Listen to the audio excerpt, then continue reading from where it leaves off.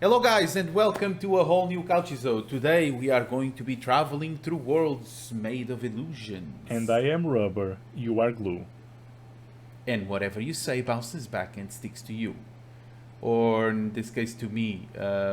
Just stick around, we'll be right back.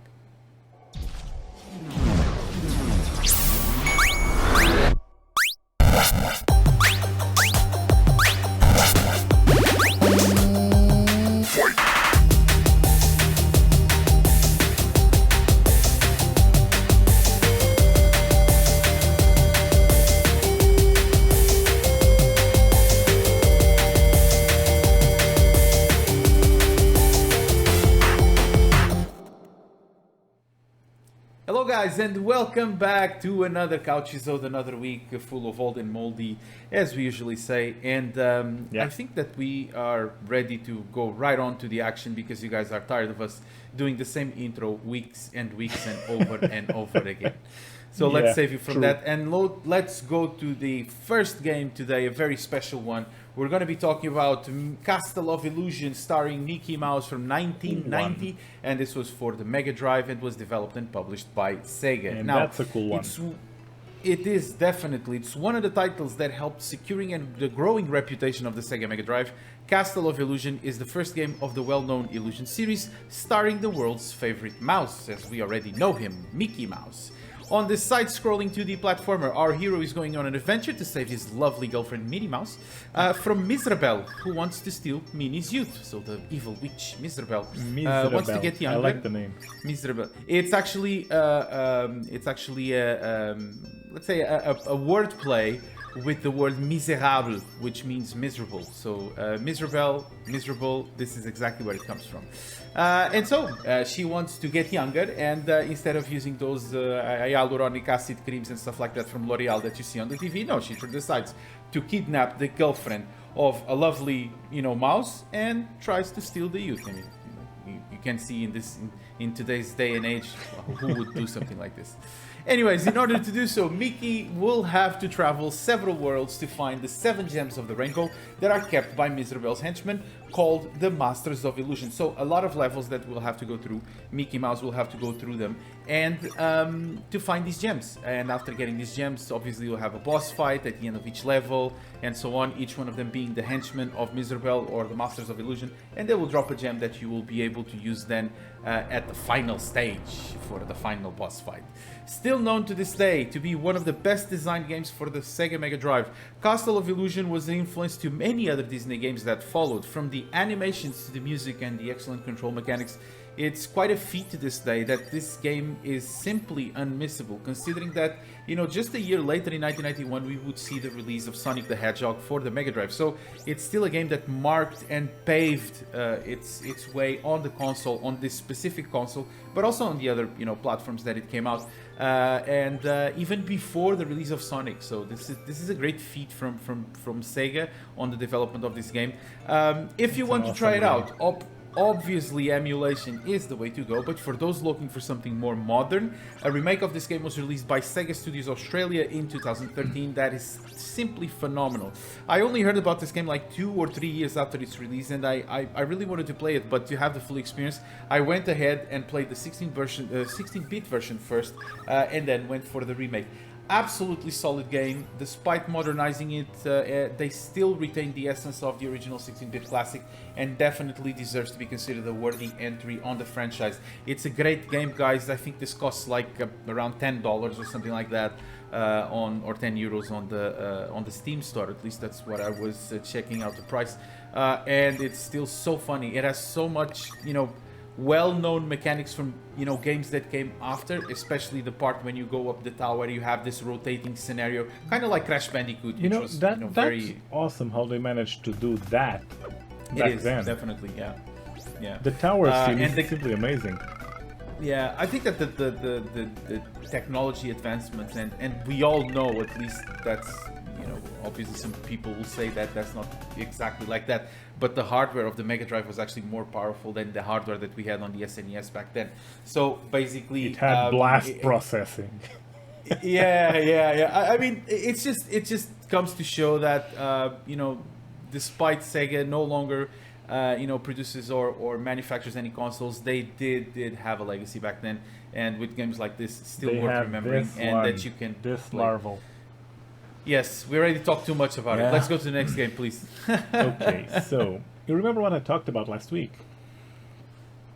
I don't remember what I had for lunch today, so Yeah, I don't. I'd Really imagine recall as what you much, talked about but last week. Yeah. Last week we talked about Dune, the original Dune on the PC by Cryo. Oh, that. And Yes, I will stick to this week, and I'm going to talk not about Dune 2, because we already talked about it in a Portuguese video, and I'm going to talk about Dune 2000. I didn't play that one. You should. It's nice.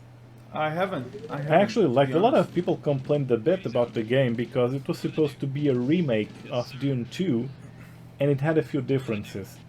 Even the mentats were different on the Dune 2, but the game looked really cool. It had more a vibe of a Command and Conquer game, but in the Dune environment, because you could see that the game engine was very similar. They probably used the same one. And you can guess in which year this game came out, right? 2000. No, it came out in '98. You should see these things. And it came out actually in '99 for the PlayStation, but came out in '98 for the PC. You know, this was very faithful to the original formula of Dune 2. It was just moved to the future and to all the improvements that RTS games had back then. It was like I said, it was like a Command and Conquer in the Dune environment. And it kept the same things that I loved, that were the special units in each of the houses. You could still play the three main houses, House Harkonnen, House Atreides, and House Ordos. And there was still a Devastator on the Harkonnen part, and it was still awesome. And the Atreides could still use the Freeman. That was that. It was like a kind of a Sardaukar unit, but not as strong, but they could stealth, which was awesome. And you had the coolest unit in the game, in the Ordos, and it worked so much better on Dune 2000 than on the original Dune 2.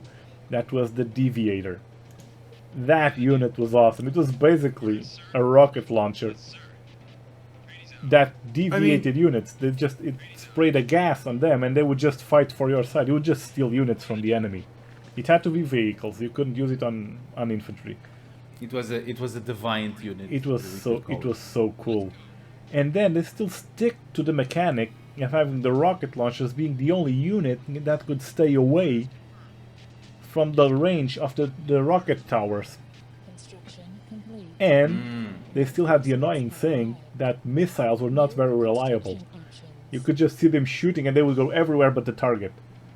This also happened with the Harkonnen special weapon that was like a big nuke that you could fire, and it was, well, it was called the Death Hand missile, and it was so cool that it never hit the target. It literally just selected a target, and if by any miracle it would hit, yeah, that would be fine, but it wouldn't. It would just be around there somewhere, but never where you pointed it at. So defective products, I guess. Like that. Yeah, but I haven't played it, honestly. No, but it's really cool. You should play this game today. I played it a couple of days ago, and I still enjoyed it. And I know there was a lot of bad mouth there on this game when it came out, especially from some of the main critics back in the time.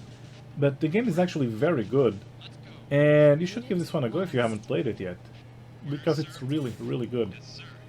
Well, I need to revisit the Dune series, to be honest. Not a game I played a lot back then. Obviously caught some interest, especially with the movies and the books. But I can't say that I really played a lot of the games from the Dune series. I think I played them all. Yeah, you probably did. You like RTS. And we are still missing one. We'll talk about it. We'll talk about it probably in a later. No, actually, we're missing two, but one of them we don't even talk about it. It's so bad we don't even talk about it. Yeah, it's kind of like that fighting game with Sonic that nobody talks about that in the franchise anyway. So, yeah, I get your point. But yeah, I never really played that much Dune. But maybe the people in the comments can tell me and say, "Oh, you're stupid because it's really a great game." And I mean, even you can say that. Yeah. But no, you do not. You do not. Let's move on to the next game. Yeah. Just be nice and shut up. That's what you should do. And on the last Couchisode, we talked about Jordan versus Bird. You know, I'm gonna grab on the same strategy as you, and I'm gonna relate to something that we talked about in the last Couchisode.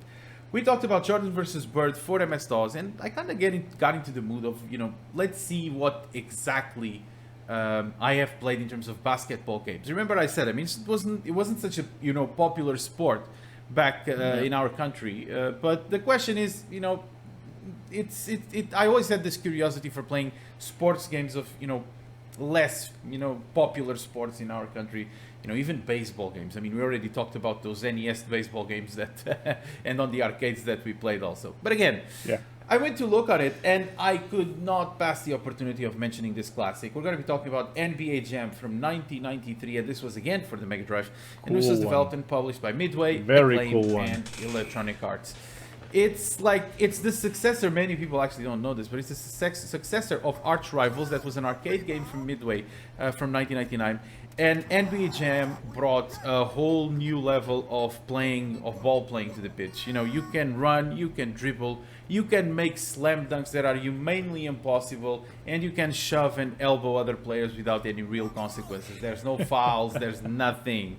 Topping that off with the most well-known basket players of the NBA of that time, it was definitely a formula of success. One of the, you know, just like the previous title we just talked about, Mickey, it's one of the most sold games for the Sega 16-bit Wonder, and ranked the 99th game of the best 100 games of the Sega Mega Drive. Note, and one very important note here is that this was a fully licensed and real digitized player likeliness. So you can understand the success that it had here, and also, you know, the investment that these companies had to bring these you know, well-known players. Despite this huge success, come on, let's go slowly. Despite no more drinking for you. Success on the console market, the 4-player arcade game mode was one of the most fun and enjoyed ones by those who had the luck of having it in the local arcade. As I said, in Portugal, basketball wasn't a very popular sport, so I've never actually seen a cabinet for 4 players to play this, but there was definitely one, and people just mentioned how enjoyable it was. The game is, you know, full of pop culture references, but for me, what, you know, scarred me the most, what I really remember about this game, was the commentary from the guy that, you know, the announcer. He would every time he would dunk, he would say, "Boom shakalaka, the Monster Jam grabs the rebound." I mean, this was just amazing, and I just remember it's so epic about this game. One curiosity though, and I found this out while digging some information about this game from from several reviews and information out there. There was a player on this game called Dražen Petrovic that was a player for the New Jersey Nets, and he sadly actually passed away in a car crash that was shortly before the release of this game for the home consoles, not the arcade version, because there was also an arcade version of this. And there is actually someone saying, or at least there is comments of that on the internet, that the game is actually haunted, and the developers left kind of a homage to Dražen Petrovic. That his name is actually randomly called by the announcer during the games. So they say that the game is haunted by him because the developers left this bug there, and his name is called out while the game is going through. I've never actually noticed this, and well, again, even if I had noticed, I wouldn't know, because I didn't really know the player, and I didn't know this until I investigated about this game. So a very fun curiosity. The game has a lot of cheat codes, to be honest, like with combinations of buttons on the Mega Drive especially. There's like a huge list of them over the internet. You just search for them, and if you want to insert them and see how it goes, because it's just, you know, absolutely amazing. Another classic that unfortunately emulation is the way to go, and if you want to try it, you know, Google is your friend. Try it out and see if you like it or not. And after this, I think it's time to move to our very own and less smelly air freshener, right? Yeah. You gotta buy a new one. You're always showing the same, man. That thing probably has no smell anymore, right? Almost none. Yeah, but almost none. I will get a new one. That means none. I will get one of those that spray from now and then, like, and we have to time it right. But that's not really, because that's an uncalled for air freshener, you know. Yeah. It's only when we say that it is that it's a surprise surprise air freshener. It comes out of nowhere. air freshener. It comes out of nowhere. It's a surprise air freshener. It comes out of nowhere. It's a surprise air freshener. It comes out of nowhere. It's a surprise air freshener. It comes out of nowhere. Exactly, but that's really bad for YouTube videos because how are we gonna handle this in the editing and Improvise, improvise. That's right. That's right. So- There's barely any editing here, anyway. So Yeah, go yeah. ahead. So we are so good at it. Yeah. Yes. So exactly. air freshener moment, and let's go full stupid this time. So I've heard. I'm going to talk about the game that came out December 2, 2021. It's like just a few days ago. December 2nd, my dear. Go back to school, please. Yeah, okay. I'll leave you. Bye. Okay, so, Burn. burnt. So, no, this game is really cool. It's called Rubber Bandits. I played this on PC and on the Xbox. It's actually on Game Pass. It's where I found it. Such a stupid And concept. it I was love actually it. recommended to me the day it came out by a great friend of mine. And it just said, I haven't played this one yet, but it looks like a stupid game like the ones we enjoy. And I looked at the images and I said, I have to try this. What is this all about? Well, you have several game modes here. You can play in single player, just forget it. And you can play in multiplayer. This is what you have to do. And you can have these sieves. You can actually personalize them. I actually like one of them. That's the banana one. It's pretty cool. And you have several game modes. You have the typical brawl. You have an arcade mode. You can play in teams or you can play solo. And you have the mode that I personally prefer. That's the heist. The heist is so cool because you have this robbery you have to do, and you have to get 21 from the robbery. You get one from each one you take. You have to get 21, so you have to at least play 3 games if you get them all. And what do you have to do? You pit against all other players, and you have these scenarios that it comes out like they're sketching a plan to assault it, saying this is where the loot will be, this is where it will drop in, this is where it will come out, this is hazards, this might have something in there, but in such a funny way that you'll just laugh before the game starts. And when it starts, it's just stupid because you just roam around, you can walk wherever you want, you can jump, you can hit your opponent, you can grab things in the scenarios, throw them, use weapons, you can even have a jetpack and fly around. And what you have to do is get to the loot, grab it, and get to the exit with as much loot as you can. This is as simple as that. But everyone else can stop you from doing this and just get to the exit before you and hit you and steal your loot and just go deliver it themselves. And it's chaotic and it's fun, and most of the time you won't even worry if you're winning or not because you'll just be laughing the whole time.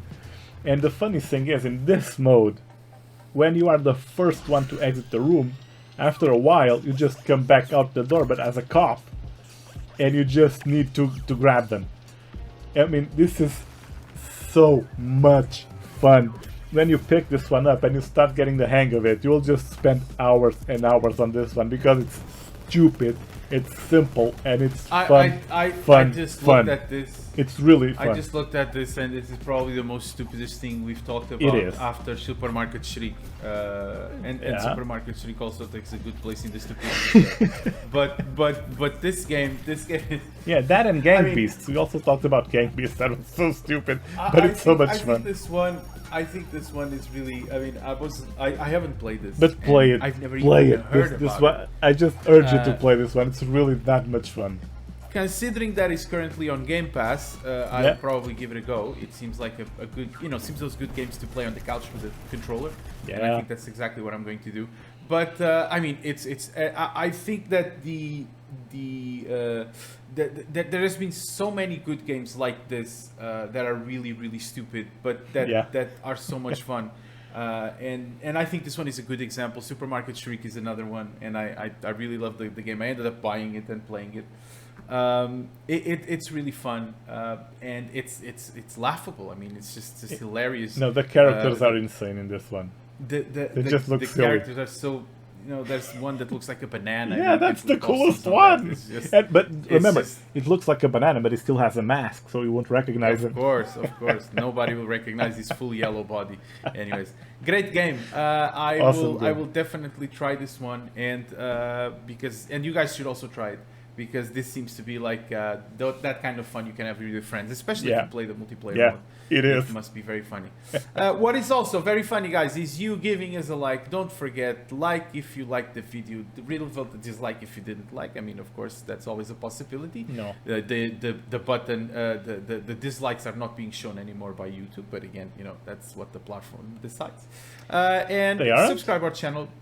Yes, they are not. Okay, I thought we had an option for that. I don't really know about that, but you know, just there's been a lot of fuss around that because of YouTube disabling that and so on. Doesn't matter.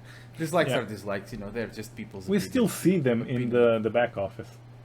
We do, so but if you I don't guess like for it, the general, don't leave it anyway. The general public, they will not see Yeah. it. But again, if you don't like it, the button is still there for you to do so. Anyways, guys, thank you very much for watching. We hope you have enjoyed these old and the surround of old and moldy. We'll be back next week for some more old and moldy. And you know, guys, you know what you have to do. Leave a like, subscribe, and game on. Game on, everyone. See you next week.